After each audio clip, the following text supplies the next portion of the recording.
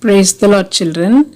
Our Lord and Savior Jesus Christ is always with us and is strengthening us. The Lord is my rock and my fortress and my deliverer, my God, my rock, in whom I take refuge, my shield and the horn of my salvation, my stronghold, says this verse.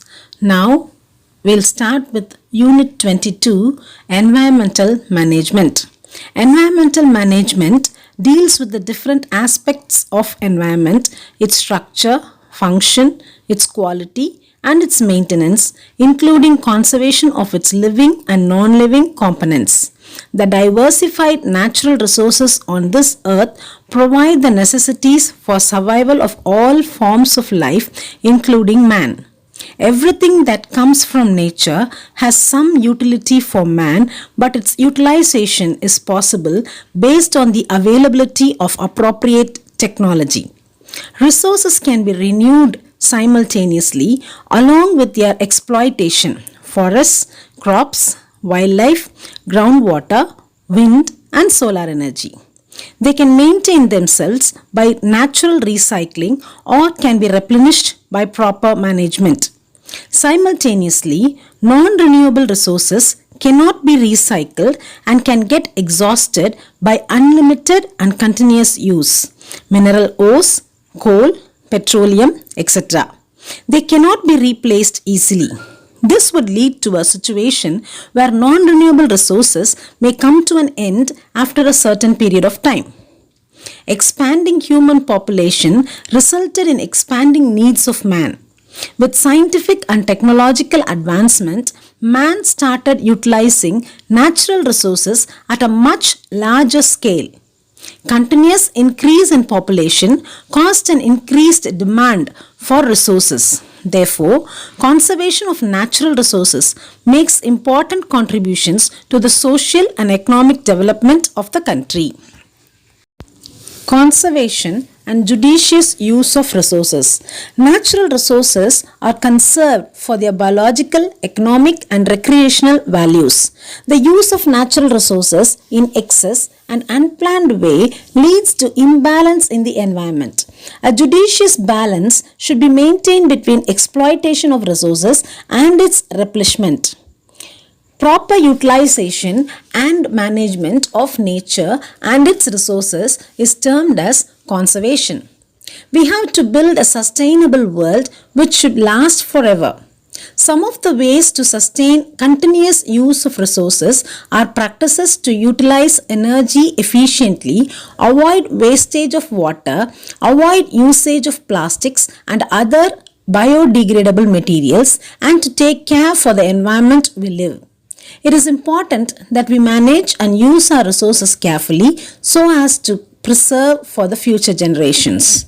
Forests and its importance.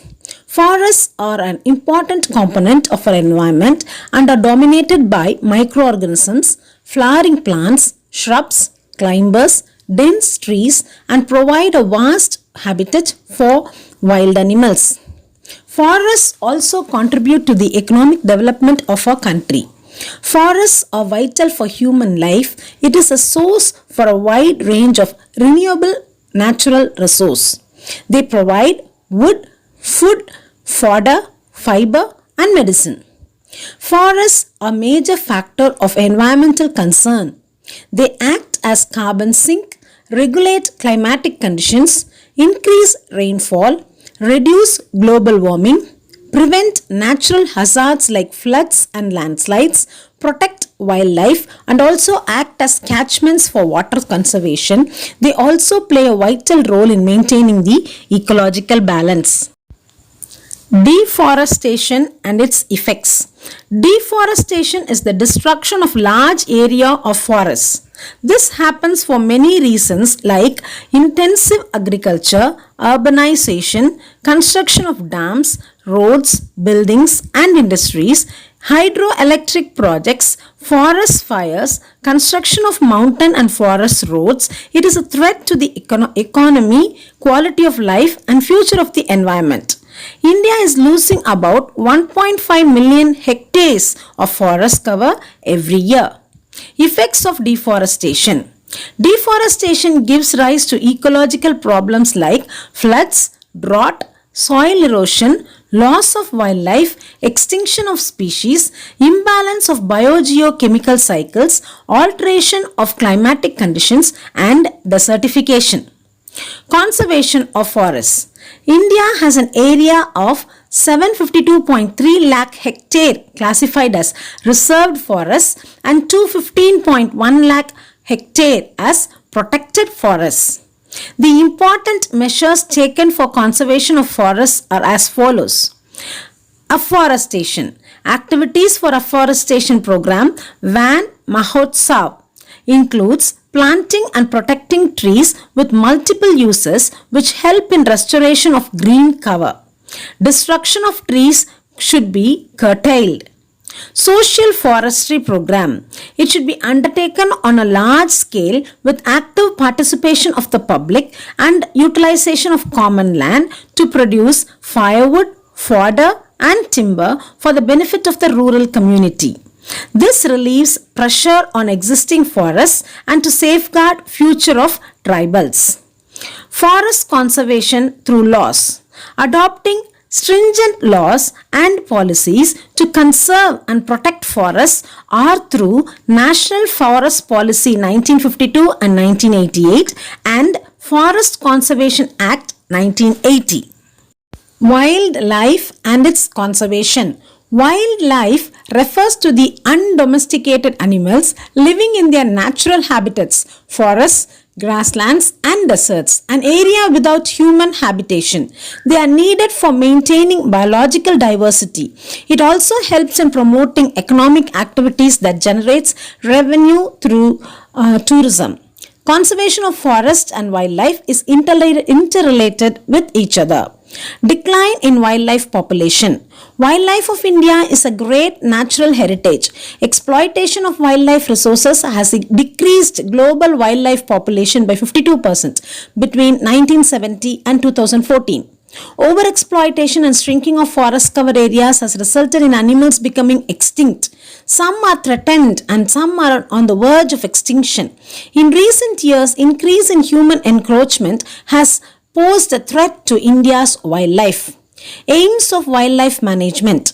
The main aim of wildlife conservation are to control and limit exploitation of species, to preserve the plants and animals from extinction, maintenance of threatened species and protect species which are on the verge of extinction, preserve the endangered species, to study the ecological relationship of the plants and animals in natural habitat.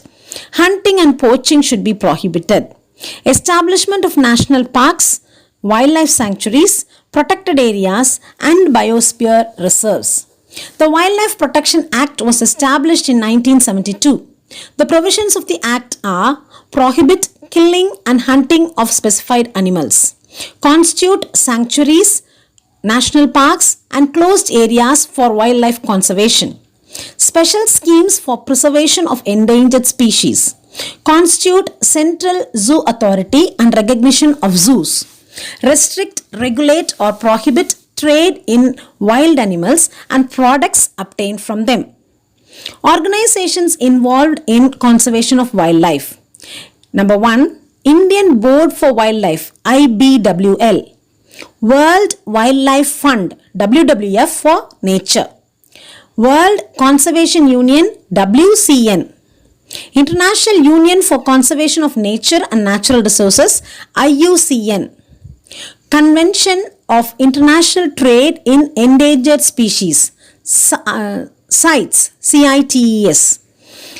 Bombay Natural History Society, BNHS. Wildlife Preservation Society of India, Dehradun. Soil erosion. The top layers of soil contain humus and mineral salts which are vital for the growth of plants. Removal of upper layer of soil by wind and water is called soil erosion. Soil erosion causes a significant loss of humus, nutrients and decrease the fertility of soil. Agents of soil erosion. Agents of soil erosion are high velocity of wind, air currents, flowing water, landslide, human activities like deforestation, farming and mining, and overgrazing by cattle. Management of soil erosion. Retain vegetation cover so that soil is not exposed. Cattle grazing should be controlled. Crop rotation and soil management improve soil organic matter. Runoff water should be stored in the catchment. Reforestation, terracing and contour ploughing. Wind speed can be controlled by planting trees in form of a shelter belt. Thank you.